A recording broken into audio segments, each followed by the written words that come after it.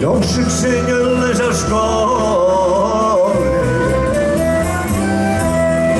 com van esclafar un país, perquè d'aquella sembrada continuen collint fruit. Hi ha un licor en la resina.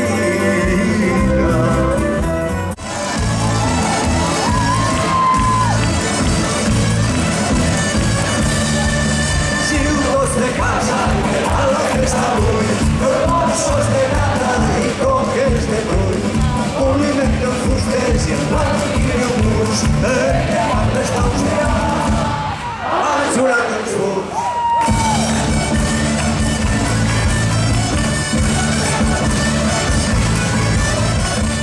M'he quedat quieta, el cor s'esclaça de tot plegat. A ningú li importa el que per mi és important. Va, no passa res. Realment Fabra ha guanyat la batalla de la llengua, almenys sí que l'havia guanyat en l'aspecte de la normativització, però aquella batalla definitiva és la que Fuster enunciava en l'eslògan també que cal recordar-lo, o ara o mai. Què vol dir o ara o mai? Què vol dir la batalla definitiva decisiva de la llengua? I permeteu-me que torne també al mestratge de Fuster. Recordeu aquell axioma que ell plantejava en els termes següents. Cal tenir present que tot l'Estat, també l'Estat espanyol per descomptat, quan opta per la seva Constitució, una de les primeres decisions que pren és dotar-se de llengua. Quan se dota de llengua, automàticament regionalitza. Ell, de fet, satelitza tota la resta de llengües sota el seu domini. Abandones ni resignes l'alegria a callar o a dormir.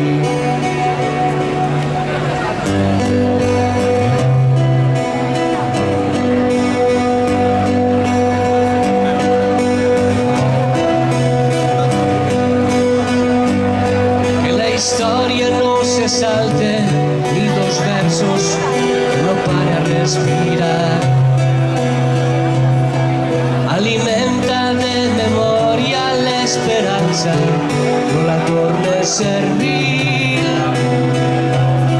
Ni combines la desídia traïdora i la idea de partir.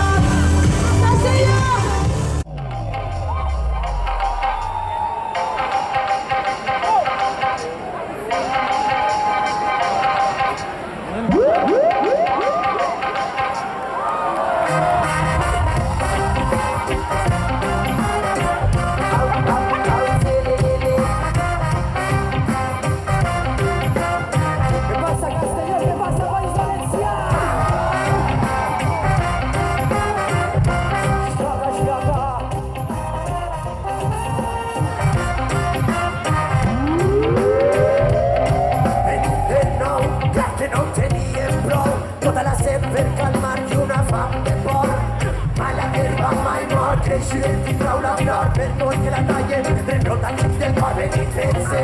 Quan el gat deriva, sana la ferida i escapatòria d'este ausència. La plana el pas pesat, a crai tartana, la forja plena de forats, però el cor mana, ja demana una altra palanca tornada, una veu esperançada més talla, més para, per l'amor que ho farà. Que rode la bola, que vinga la llum, que torne la dansa d'espelmes als llums. El tercer fa la llengua flamant, antes de sentir-vos la meitat de nou la plaça. Se fa la llengua flamant,